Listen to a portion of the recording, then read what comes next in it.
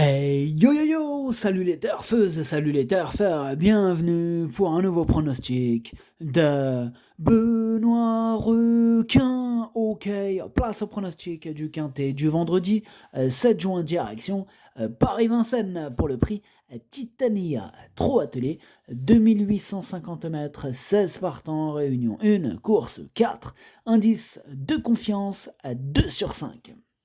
Alors cette vidéo, je la tourne avant l'arrivée du quintet de ce jeudi et je reviendrai dessus demain. Ok, c'est parti, on commence le pronostic et on commence avec le numéro 1, Staro Mojito, et on écoute l'entraîneur Philippe Dojar. Staro Mojito, il avait besoin de repos en début d'année, après une bonne saison provinciale. Bon là, vendredi, il effectue une vraie rentrée, après 3 mois d'absence. Ah, il affronte des adversaires affûtés, contrairement à lui. Bon, dans ces conditions, il aura du mal à terminer dans les 5 premiers. Il aura du mal à terminer dans les 5 premiers, Staro Mojito, que j'ai bien sûr rayé. On passe au numéro 2 à Gaylord Ham et on écoute Damien Beaune. Gaylord Ham, il a encore très bien couru au Croisé-la-Roche où il a été devancé par 2 bons chevaux. Bon, il aurait pu finir plus près avec un meilleur déroulement de course. D'ailleurs, en parlant de course, il fait toutes ses courses, il s'adapte à tous les parcours. Bon, l'épreuve, elle paraît ouverte, mais il a sa place dans le quintet. Ouais, je confirme, ça paraît bien ouvert ce quintet. En tout cas, pour ma part, je l'ai retenu, contrairement aux précédents cités. Lui, je le retiens en bout de combinaison, mais attention à lui, il peut faire un peu de bruit celui-là. On passe au numéro 3, Eden, Texas, et on écoute Mathieu Mottier. Eden, Texas. Alors, lui s'est montré régulièrement fautif lors de ses dernières sorties. Il a toutefois bien couru et pris d'échec les rares fois où il est resté au trot d'un bout à l'autre du parcours. Bien que faisant partie des moins riches, il découvre un engagement correct. Il lui suffirait de se montrer sage pour accrocher une place, mais je ne suis sûr de rien. Ouais, et c'est le moins que l'on puisse dire. Ce numéro 3, Eden, Texas, c'est un spécialiste de la disqualification. Avec lui, c'est disqualification et compagnie. C'est limite un cheval de plat, tu vois, il serait bien en plat. Il galope. Voilà, il galope, il galope, il galope. Il sait pas rester au trot. C'est ça qui est. Ah, c'est embêtant pour un cheval de trot attelé, c'est très embêtant. En tout cas, voilà, c'est qu'il a, par contre, il a bien résumé la situation. S'il reste au trot, il termine toujours à l'arrivée quand il reste au trot. Mais voilà, il reste rarement au trot. Enfin bref, tout ça pour vous dire qu'il pose problème. Et j'ai craqué, donc je l'ai pas retenu ce numéro 3. Il me prend la tête. Donc c'est mon deuxième cheval de complément en cas de non partant. Attention. On passe au numéro 4, King Cole, et on écoute Christophe Martens. King Cole, il est irréprochable depuis le début de l'année et il s'est imposé plaisamment dernièrement sur ce parcours. Dans la foulée, il découvre un engagement favorable. D'habitude, il se présente de façon plus espacée, mais il a bien travaillé ce mardi matin à Grosbois, me paraissant très frais. Face à une telle opposition, il devrait encore prendre une part active à l'arrivée. Ah, voilà, là on n'est vraiment plus du tout dans le même registre. Là on passe c'est le jour et la nuit, entre le 3 et le 4. En tout cas, bref, ce numéro 4, c'est une première chance. Une nouvelle fois, il va en faire souffrir plus d'un sur sa route. C'est mon préféré, je l'ai bien sûr installé en tête. On passe au numéro 5, Hamilton du Ham, et on écoute Yannick Desmet. Alors Hamilton du Ham, il me paraît bien, mais bon, je suis pas sûr qu'il soit aussi tranchant que cet hiver. La longue distance ne va pas le déranger, mais il faudra lui masquer l'effort. Malgré mes réserves, il garde son mot à dire pour les places. Ouais, il apparaît pas aussi tranchant que cet hiver, nous dit Yannick Desmet. Ouais, c'est vrai qu'on a un peu besoin d'être rassuré avec cette candidature, mais bon, je l'ai gardé. Je me dis que peut-être temps de le mettre dans une sélection. Il peut très bien profiter de ce vendredi pour remettre les pendules à l'heure. Ce numéro 5, et je l'ai mis cinquième. On passe au numéro 6, Fogo Pico, et on écoute Florian Joseph. Fogo Pico, il découvrait des conditions de course très favorables dernièrement et en a profité pour renouer avec le succès. Il est resté au top, hein, et se montre souvent performant à cette époque de l'année. La longue distance ne va pas le déranger, mais le lot est cette fois plus relevé, hein. Cela dit, même s'il y a de sérieux clients, il a sa place dans le quintet. Et je suis d'accord avec Florian Joseph, il a sa place dans le quintet ce numéro 6, il peut euh, très bien terminer dans les 5, ce numéro 6 en tout cas, c'est ce que je pense, et je le garde, mais en toute fin de combinaison. On passe au numéro 7, King Shermer, et on écoute Michel Rottengatter. Bah, King Shermer, il a eu un très bon comportement pour son retour en France à Enghien, même s'il a été devancé par Meyer.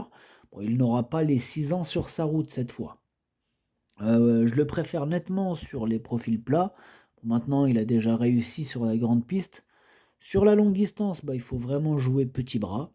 Avec la bonne course, j'espère le voir parmi les 4 premiers, il est au mieux. Bah, j'espère bien aussi le voir parmi les 4 premiers, même parmi les 2 premiers. Et ouais, il fait même partie de mes préférés ce numéro 7, j'y crois, je le mets deuxième. On passe au numéro 8, Zinco Top, et on écoute mademoiselle Emma Soulois. Zinco Top, il l'a pas convaincu lors de ses dernières tentatives. Là, dans le quintet du 17 mai, il a constamment été pris de vitesse. Bon, il faut dire que le rythme était élevé, hein. Bon, à 9 ans, il a du mal à retrouver son meilleur niveau. Les 2850 mètres de la grande piste ne sont pas faits pour l'arranger. Il n'aura pas la partie facile. Ouais, ça paraît compliqué là pour ce numéro 8, Zinco Top, que je n'ai pas retenu. Bon, après, faudrait vraiment pas mal de défaillances de chevaux en vue et un parcours en or pour qu'il puisse terminer à l'arrivée ce numéro 8, en tout cas, c'est ce que je pense. Et voilà, donc pour intéresser les amateurs de champ réduit, hein, si tu as le feeling, évidemment, hein, écoute ton cœur. Mais pour ma part, mon cœur, il me dit non, non. Mais bon, voilà, je le raye pas non plus, hein, je me dis en cas de... Voilà, il peut y avoir le scénario, ce serait pas la première fois, hein, ça arrive, hein, disqualification de partout, si tu es trop attelé, hein, ça peut arriver. Donc là, dans ces cas-là, oui, pourquoi pas. Mais enfin, voilà. On passe au numéro 9, c'est Help Me Win. On écoute Sébastien Ouivet. Bah, Help Me Win, il est venu de l'arrière-garde finir correctement, ce qui n'était pas évident. Bah, auparavant, sur ce parcours, elle avait été gênée. Sa forme ne fait aucun doute, hein, et Mathieu Abrivard s'est proposé pour le driver de nouveau. Dans cette catégorie, elle a une belle carte à jouer. Elle a une belle carte à jouer, tout à fait d'accord. Ce numéro 9, je l'ai mis troisième. On passe au numéro 10, Gino Viva, et on écoute Dominique Lochneux. Bah, Gino Viva n'était pas au mieux lors de sa dernière course. Bon, il n'est pas de tous les jours, hein, et pas toujours très motivé. Là, il me paraît toutefois en forme, même s'il peut manquer d'une vraie course. Là, il va bénéficier d'un bon programme, pardon, et cette sortie aura au moins l'avantage de l'amener au mieux, bien que seulement plaqué devant, hein, il ne peut pas être interdit pour une 5e place. Ouais, mais en tout cas, moi je l'interdis rien du tout, hein. Ce numéro 10, il me plaît bien. Je le mets 6e. On passe au numéro 11, c'est Ove Pont-Vautier, et on écoute mademoiselle Emma Soulois. Ove Pont-Vautier, il découvrait des tâches compliquées le mois dernier. Il paraît toujours en bonne forme, hein, et le lot est cette fois moins relevé que ceux qu'il a rencontrés. À l'issue d'un déroulement de course favorable, il n'est pas incapable d'accrocher une petite place. Ouais, je suis d'accord avec mademoiselle Emma Soulois, hein, ce numéro 11 que je n'ai pas retenu. Vous allez vous dire, mais chelou lui, il est d'accord, mais il la retient pas, il la retient pas. Oui, ouais, on peut pas tous les retenir, il faut bien faire un choix. Et ce numéro 11, c'est mon gros regret, c'est lui mon cheval de complément en cas de nous partons. Attention, possible cassage en vue. On passe au numéro 12, Rocky T. On écoute Steen Osfeller. En plus, ça tombe bien, il est là, hein. Bonjour, salut Steen. Yeah, alors, Rocky a fait un gros effort pour venir aux avant-postes à Vichy avant de se montrer fautif alors qu'il plafonnait. Yeah. Auparavant, il avait très bien couru à Toulouse. Yeah. Elle n'apprécie pas la piste de Vincennes. Non, elle n'aime pas Vincennes. C'est un problème, un big problème, Vincennes. Non, mon cheval, Rocky Tieno, elle n'aime pas Vincennes. Mais, comme on dirait, il n'a pas de bon engagement à venir. Cette sortie va le maintenir en condition en attendant une course le mois prochain à Cabourg. Cabourg, c'est bien Cabourg. Yeah. Rocky il aime bien Cabourg, mais il n'aime pas Paris. Il préfère Normandie. Yeah. Ok, merci Stine. Alors, ce numéro 12 pour ma part, je ne l'ai pas retenu. On passe au numéro 13, c'est Boléro Gare, et on écoute Vitale Ciotola. D'ailleurs, Vitale est là aussi, ça fait plaisir, hein. Il y a des entraîneurs ce soir. Merci de votre venue. Merci Vitale. Sí, ciao, yo t'en Bolero Gare, il s'est souvent lancé au galop lors de ses dernières courses et récemment à Hongrie, il avait demandé à Sandriver d'assurer les premiers mètres et il se retrouvait un peu loin.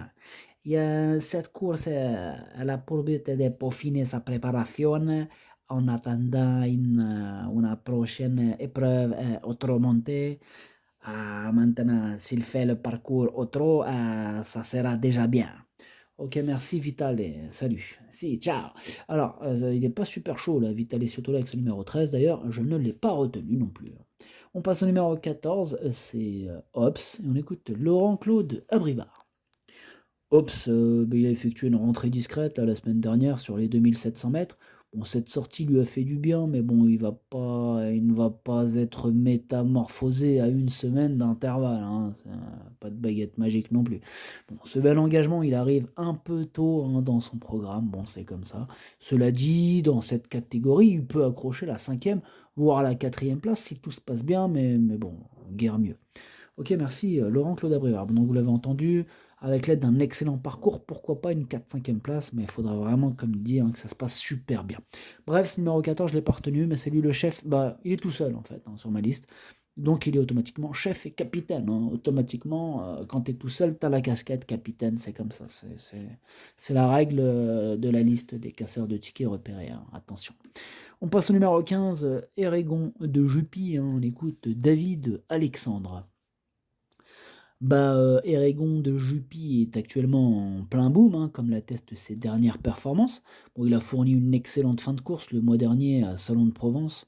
Nous profitons de ces conditions idéales hein, et du manque d'engagement favorable dans notre région pour retenter l'aventure parisienne. Hein. Bon, il n'avait pas démérité cet hiver à Vincennes, hein, une petite place reste à sa portée. Merci David Alexandre. Alors, ce numéro 15, pareil, lui non plus je ne l'ai pas retenu. Bon, question de feeling, affaire d'impression, je le mets dans la catégorie du numéro 8. Je ne sais pas si vous vous souvenez de lui. Voilà, le numéro 8, pour ceux qui l'ont oublié, c'était Zinco Top, que j'avais pas retenu, je vous avais dit, question de parcours, voilà. Pour moi, c'est exactement le même cas de figure, avec un excellent parcours et pas mal de défaillances en vue. Là, pourquoi pas. Maintenant, écoute ton cœur, comme pour les 8, feeling avant tout. Voilà pour le numéro 15. Et on termine avec le numéro 16, hein, c'est Have 7. Hein, on écoute Nicolas Bazir, la famille Bazir. Have 7, il a connu une baisse de régime là, en fin d'hiver. Bon, il a déçu à Vichy début mai, mais bon, sa plus récente tentative était encourageante. Bon, il a fourni une bonne fin de course. Il revient bien à l'entraînement et a déjà rivalisé avec de meilleurs chevaux. Il ne peut pas trouver meilleur engagement, c'est bien simple, hein, tout est réuni pour qu'il se réhabilite. Oula, vous avez senti cette chaleur hein, émanant de cet entraîneur et jockey d'ailleurs, Nicolas Bazir. Voilà, c'est pas le moment de le mettre de côté apparemment. Alors évidemment, quand tu regardes sa musique, tu dis waouh, c'est quoi ce cheval à 2 balles? Mais non, hein, faut pas se fier aux apparences. Hein, on voit aussi que c'était pas la même catégorie. Là, il est largement dans sa catégorie, il a largement les moyens de remettre les pendules à l'heure. C'est la raison pour laquelle je le mets 4e, hein, même pas peur. Bref, le pronostic ça donne 4, 7, 9, 16, 5, 10, 2, 6. Merci d'avoir suivi cette vidéo. N'hésitez pas à mettre un pouce bleu si la vidéo vous a plu. Pour accéder à tous mes tickets pour la course du Quintet, rendez-vous directement en description de la vidéo. À jouer avec modération. Bonne chance. Chopez-le moi. Ciao.